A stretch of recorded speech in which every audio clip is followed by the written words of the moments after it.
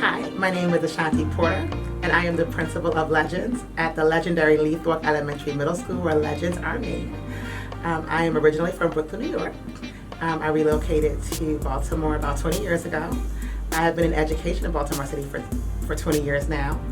I have been the principal of Leith for 6 years, and I actually am concluding my 6th year and will continue on for my 7th and hopefully for my 20th year until I choose to retire at the legendary Leith. I hold a Bachelor's of Art in Criminal Justice from John Jay College of Criminal Justice. I also have my Master's of Teaching from Johns Hopkins University. I have my Master's of Arts also in Educational Administration from Grand Canyon University, and I'm currently pursuing my EDD in Organizational Leadership from Grand Canyon as well. I'm about 99% African American students. We are currently at 930 students currently. Our school that's 1,000 students strong and 138 staff members strong. We also want to make sure that we're developing anyone in this building who has the fire, the tenacity, who wants to work. We work hard and we play hard at Leith. So we want to make sure if that's what you want to do here, then hey, we'll do whatever we can to support you 1,000,000 times over.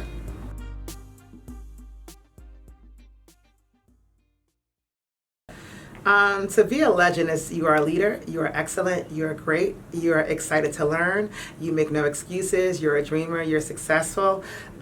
It's something that we say every day. We don't call our students here, we call them legends. We call our parents your legendary families, our legendary staff. I remember one day when I became a principal, when I found that I had Leith, I was like, what do I want to do differently for this school and these babies? How do I want to make them feel different? We always say scholars, we always say students. What do I want to say about them? And I remember watching a commercial, I believe it was Kobe Bryant, and literally right under the title it was like, where legends are made. And I was like, God, this is it. This is it. This Leith will be the place that our kids, no matter where they go, they will always remember their experience here and always carry themselves. Their character traits will always be something that we can say, you are a leader, you are excellent, you are great, you are engaged and excited to learn anything. At here, we don't make any excuses. If we do something wrong, we apologize, we make up for it, and we learn from our mistakes and move forward, right?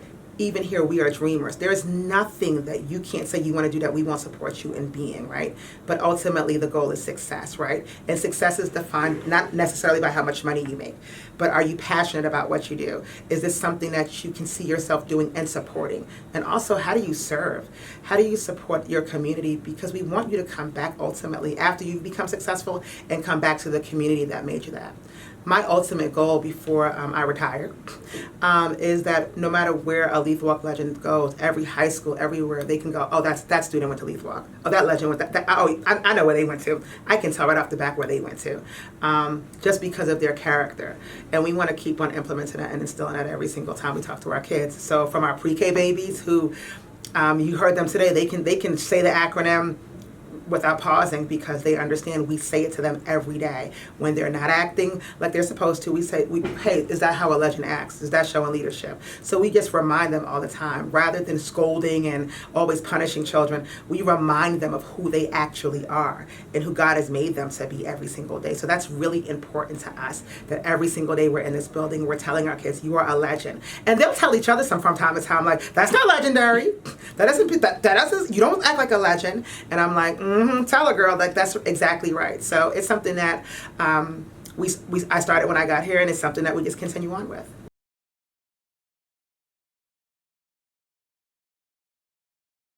Okay, so my journey to the principalship is actually really interesting because I never saw myself in education. Like I stated earlier, I am originally from Brooklyn, New York. I wanted to be a lawyer. My mom said I had a really fast talking mouth, and I was always confrontational.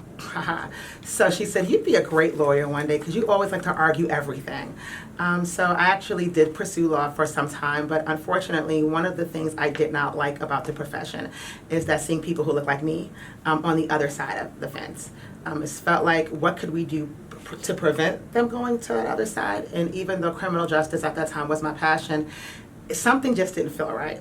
I remember being at work one day and I was like, I want to do something different. This doesn't feel good. Like, it feels good, the money feels good, but the actual calling doesn't feel good.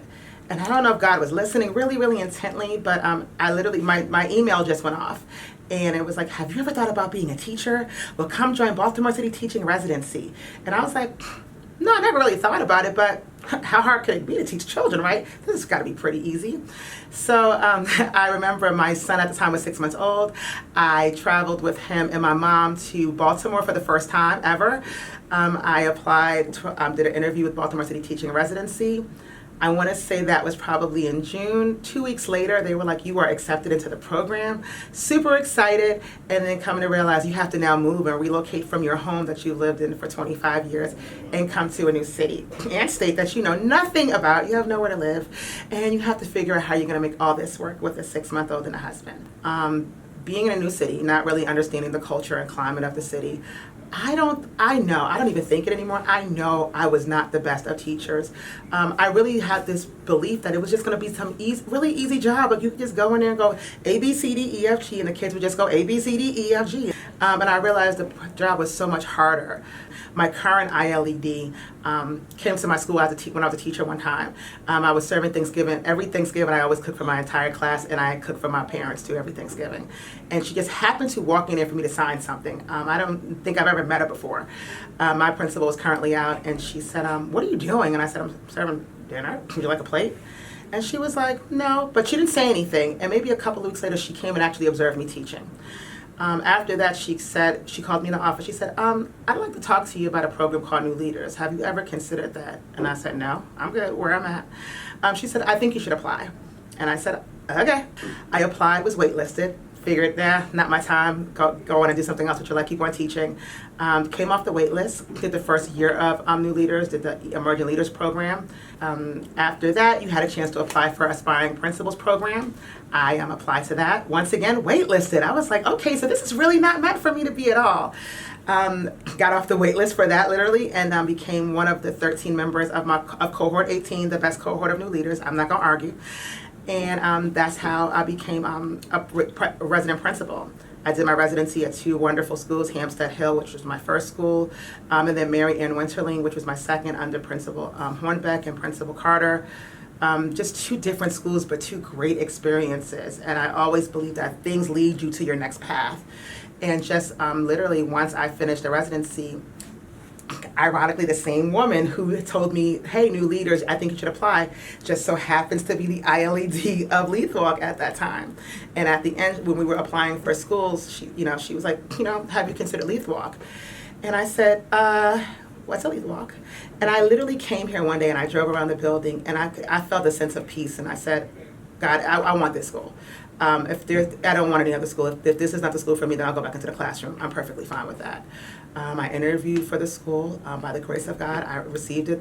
They wanted me to come here, and I've been here ever since. So it has been a journey of not knowing who I was, not knowing what I wanted to do, lacking humility, being brash, at some point even living in my car, just so that I can teach, because not having a place to live out here was pretty rough.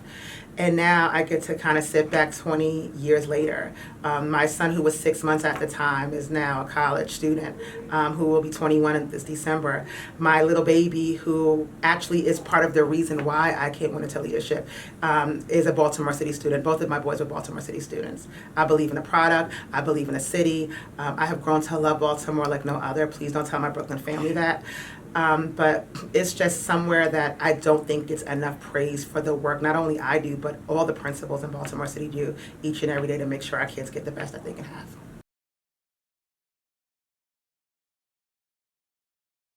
I have several mentors. One of them actually is the same people that even did my residency. I look at Principal Hornbeck as one of the people that I go to when I tell you this man knows the political landscape and how to really support and work with parents. He has been instrumental in helping me. I can call him right now and go, Matt, I have a problem, and he'll help me without even batting an eye. She's not a principal anymore. She's actually supporting new principals coming into the system. I still call her affectionately Principal Carter. I could call Principal Carter, oh my goodness. There's no question that I can ask that's stupid, or she's always there to support me and making sure that I can get what I need. On top of just those two, I'm thinking about Maria Hopewell, Karen Barnes, Cindy Houston, who are my new leaders, who supported me in this journey. Arita Adams, who is getting the Heart of the School Award tomorrow, has been an amazing mentor. She's currently a principal in my collaborative learning network. She's amazing. Dr. Green, I probably could go on and on about people.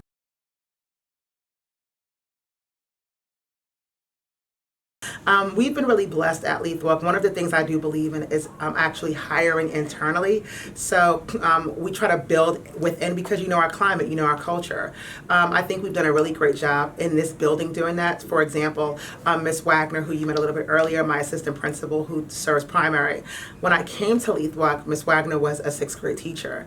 She was an elementary teacher. And just watching her teach for about a year, and that was during COVID. I became a principal during COVID. Yay! So one of the things I just admired about her is just her tenacity and her perseverance to just get the job done. And I looked at her one day, I was like, how long do you want to be in the classroom for? Let me help you and support you and build you to be something different. And she said, I would like to be an AP. And I was like, okay, well, let's get you there. So we worked on that, and we worked on her skills, supporting her. She went from an elementary school teacher to a middle school teacher, which she cursed me out about, within. Then from a middle school teacher, she then went to becoming an educational associate. She became a director of operations. And then she took her AP exam, and she passed it. And now she is currently flying high as one of my assistant principals for this year 2. So we've had quite a few people who've just wanted the journey of leadership, and they've actually been able to do that. We actually support that. Every year I actually look for 2 people in the building who I'm like, okay, I've seen your work. How do we support you going to the next leg of this? I don't want anyone's journey to stop at, unless you want to. If you want to be a teacher for 25 years, I say go for it. And we do have teachers in this building who I'm like, can I get you to do something else? Like, you want to be this? And they're like, no. I am perfectly fine. Don't stop asking me. I love what I do. And that's fun, because we want you to love what you do. But in the same time, we also want to make sure that we're developing anyone in this building who has the fire, the tenacity, who wants to work. We work hard and we play hard at Leith Walk. So we want to make sure if that's what you want to do here, then hey, we'll do whatever we can to support you a million times over.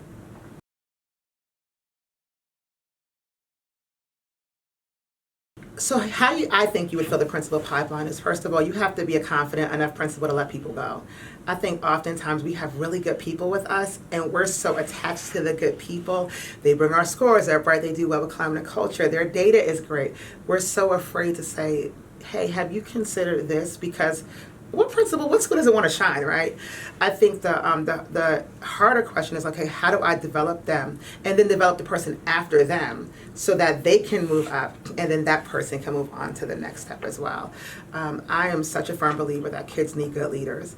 And good leadership doesn't necessarily mean that you work 25 million hours a week, right? But it's like, do you have the heart and do you have the stamina to actually do what's best for kids, even when sometime you may not like the decisions or something, because not every decision that we get we like and we love from our district, but we also have to say, okay, here's the decision, now how do we make this work for kids without getting frustrated, without becoming angry, without becoming solemn. And then, there's a quiet quit too, and we want to make sure that we have the stamina not to quiet quit sometime, because that can happen in this profession. So one of the things we do try to do here is, like, we ask them every single year at the beginning of the year, what do you want to do? And be honest about it, because we also have conversations of, this is not for you. You say you like teaching, we hear that you like teaching, we don't see that you like teaching. And I would say we have real hard conversations at Leith Walk too. Do you want to be here? Do you like children? Do you like people? All of those things. So this is how the attendance program started. Last year we were able to decrease chronic absenteeism by 13%. We were actually acknowledged at the CEO Leadership Institute. That was a major undertaking when you have close to 1,000 bodies in a building and trying to figure out where all of our students are at all the time, especially the first week of school. Baltimore City starts school the last week of August, where a lot of our parents sometimes don't want to go, don't bring their children to school until after Labor Day.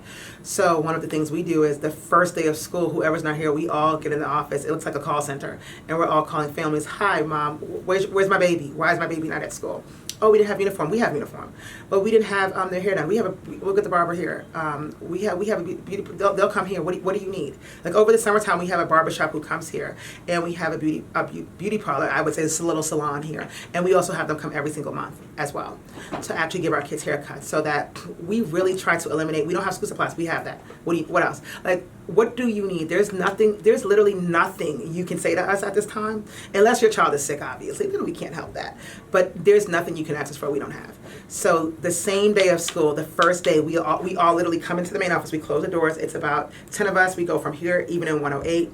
We have members of our staff who are on their personal phones. Hey, we didn't see our child today. What's going on? Oh, well, my child didn't come because we didn't have book bags. We'll bring it to your house today. What do you need? So just doing that consistently, making sure we have an attendance team, making sure we have an attendance monitor who just monitors attendance every single day. And we just try to figure out how we can work with families. And sometimes that could be your child is too far from here. Middle schools are not zoned necessarily in Baltimore City. So it could be like, okay, your baby's closer to this school. How can I support you in getting your baby there? And then, like, we love Leith. We love you too, but your baby's not coming to Leith at this point. Your baby's missing so many days of instruction right now. And we actually break it down like with seconds and minutes. Like for every time your baby's not here, this is how many minutes of instruction they miss. If they're not here, this, like all of those things.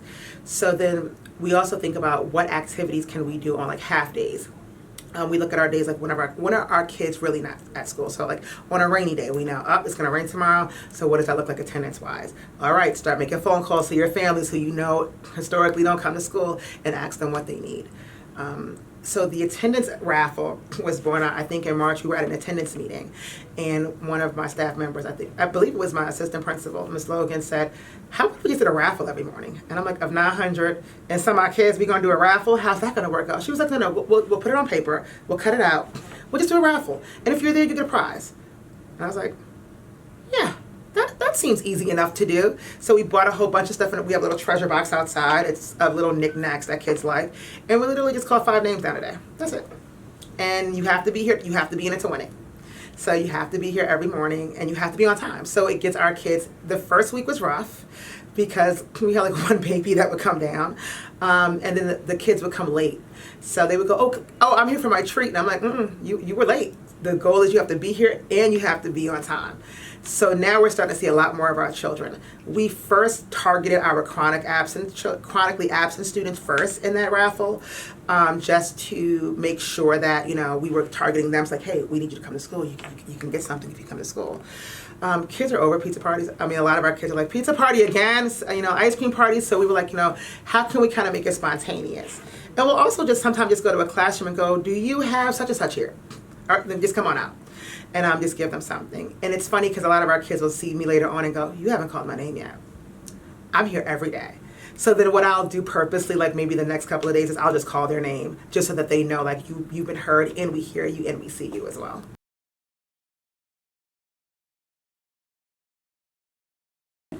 I don't think we can do this work without family engagement. I think families have to be engaged in what we do at any school in order to make students successful.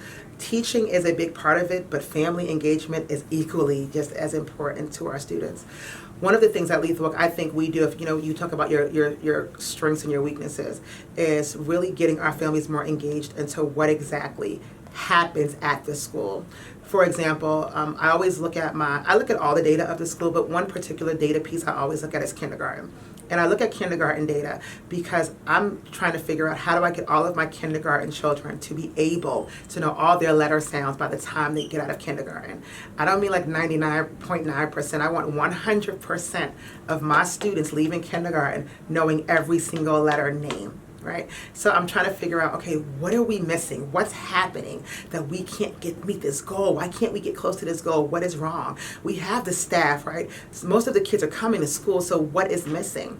And then I asked a couple of kindergarten parents, do you know what it takes for your child to actually be successful when they go to first grade? Like, what if just name something that you might know?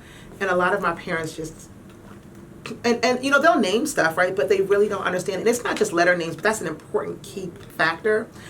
And a lot of my parents sometimes don't know. And I'm going, okay, now that I know you don't know, what exactly is the cause, right? My pastor always has this saying, he goes, it's not the fruit of the problem, it's the root of a problem. So we always think that, okay, if parents are working, parents are this, parents are that, we always assume why parents are not engaged versus just simply asking why you're not engaged. And I got some really hard feedback as a principal over the last 2 years of why.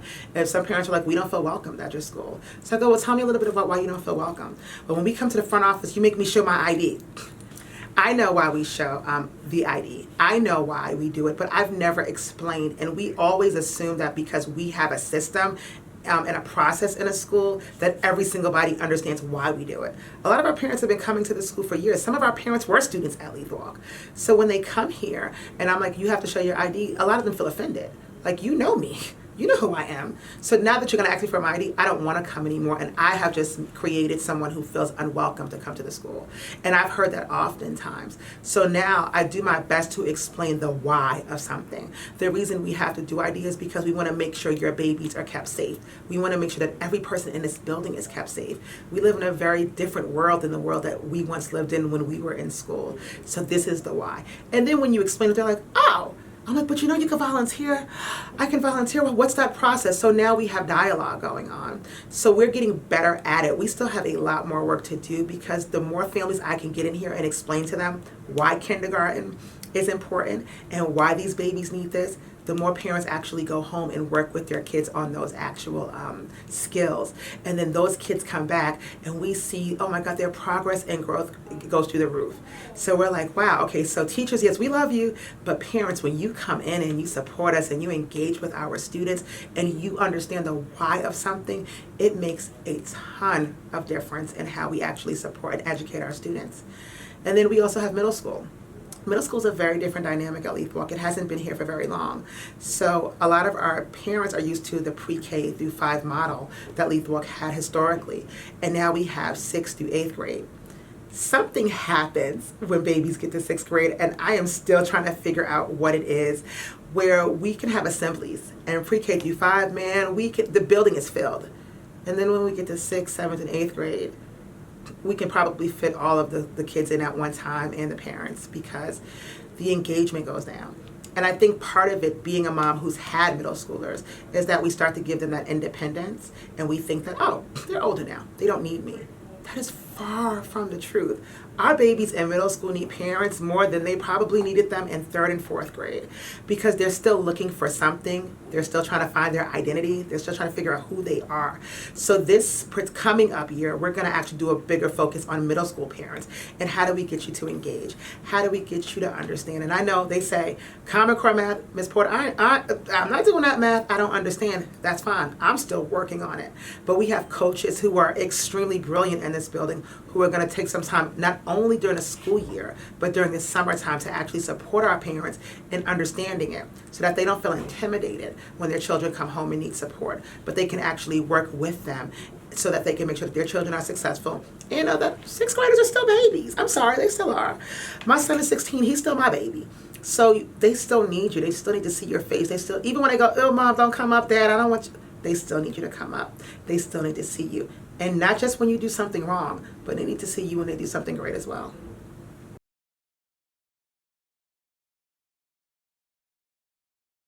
So it wasn't just one issue I think I had in middle school. I think it was a combination of quite a few things. You know, my parents at one point got divorced. My mom became a single mom and did an amazing job. I mean, I give all glory to God for having a mom as strong as she is to help me and support me to this day. I just think I've been trying to find myself. My mom kept me extremely sheltered, so I was born and raised in Coney Island, Brooklyn. They called me the porch girl because my mother never, ever, ever let me off the balcony. I got to see everyone and wave, but my mother kept me really sheltered. Once I was able to get to middle school, I just was kind of rebellious. Like, I don't want to do this work. I don't want to be an honor roll anymore. I don't want to be in gifted and talented. I spent my pre-K through 5th grade years in gifted and talented, where my mother had to fight to even get me in there because at that time they struggled to even put black girls or black boys in gifted and talented programs. But by the time I got to middle school, I was over it. And I was like, nope, I don't want to do this. I want to be rebellious. I don't like the fact I can't do what everyone else is doing. I don't like the fact that I don't have two parents like some of my friends do. And I just want to just do my own thing. Why can't I be like everyone else? Why can't I do this? And why are you so strict? And why are you so stern? Why are you doing all these other things, right? And then you start finding outlets, right? You start finding people who, can I sneak out? Can I do this? Can I do that? And then my grades just plummeted. Like, I didn't want to be in school anymore. I just really just took it. It was really hard. And then middle school's puberty, like all that other stuff. So you're trying to figure out who you are, what's your purpose, why are you doing this? And that's when I think I argued with my mother about every single thing under the sun. And it wasn't until high school, like my 9th grade year, where I said, okay, you got to do something better, sis. Like, okay, what has happened has happened. You can't change any of this. But the best you can do is move forward. And literally from 9th grade on up, I just started to think, okay, I want to do something better. My grades excelled. I was able to go back in honors. I graduated with honors, went to college immediately. After high school, graduated, the first one in my immediate family to graduate from college. So I just think that middle school is just rough. Like, we don't know who we are, and we think we do. We think we're so smart, and we are far, I don't want to say the other word, but we're far from smart. And I just thank God for a parent and a mom who made sure that regardless of my rebellion, we were going to get it right.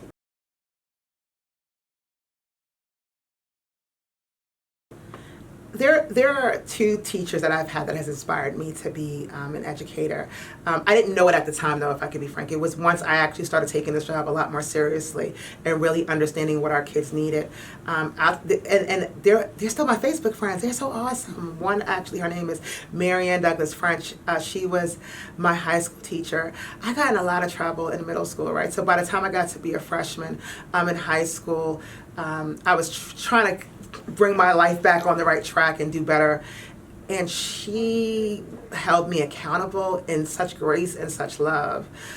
My second teacher was Miss Dawson. Miss Dawson, ironically enough, my oldest son actually ended up going to kindergarten in New York for a little bit. And she was the principal. And she was my middle school teacher. She got to see the raw me. Maybe that's why I have an affinity for middle school, because middle school was rough years for me as well.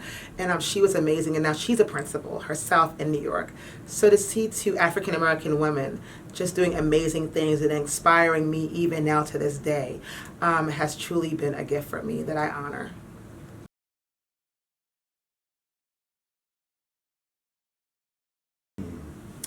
Ooh, the greatest challenges of being a Black principal.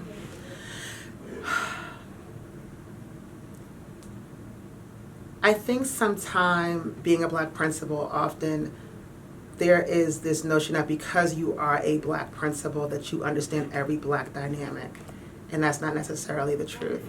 Like I said, I'm not from Baltimore, right? I'm from Brooklyn, but I'm Black, right? I'm a Black woman. So I think sometimes the assumption is, because I am a Black woman and I am from an inner city myself, that I can go into an inner city school of any sort and I'll be okay and be successful and all will be well. And that you don't really need the coaching, you don't really need the support, you'll be just fine. And that's not true.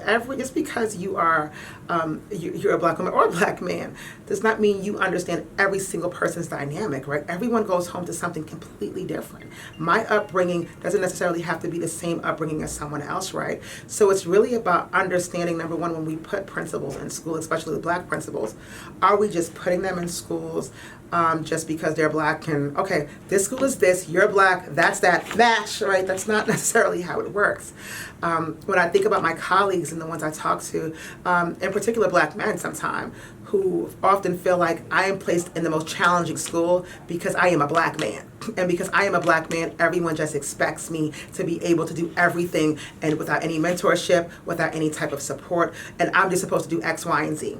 And then when I don't do those things, then I'm kind of like casted aside because they just assume that I should have been able to do this because my color and my gender dictated that. And that's not always true. Some of the challenges of being a Black principal, I believe, is that oftentimes, like I said, we are kind of sometimes stereotyped in what we can and cannot do.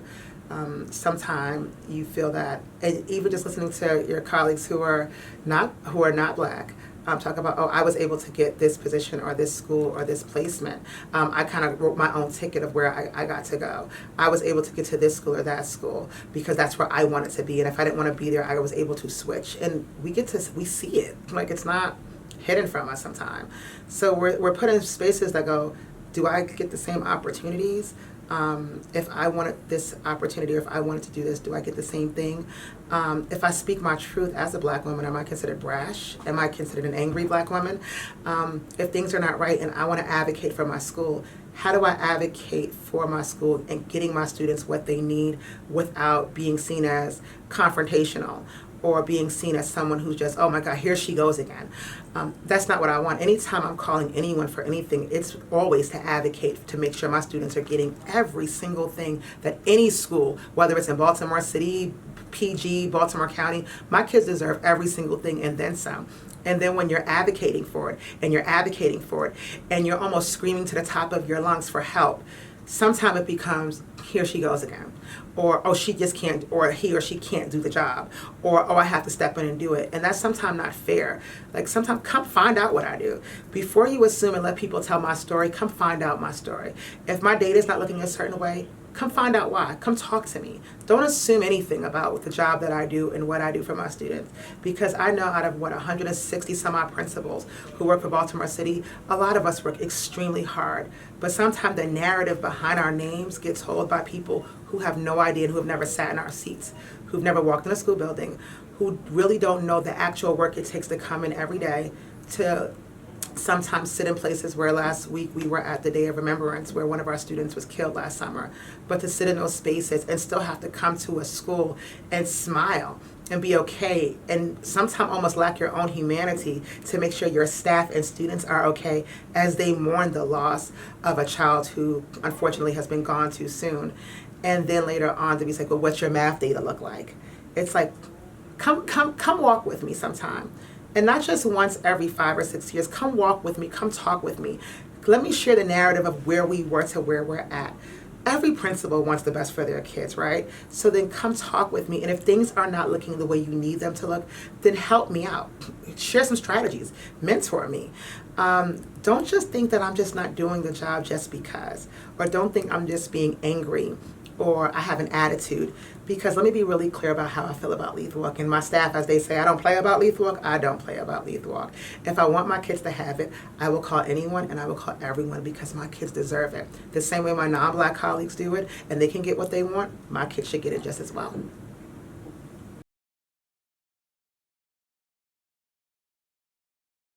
The best part about being a principal, I want to say, is that I have a better job than all of you do.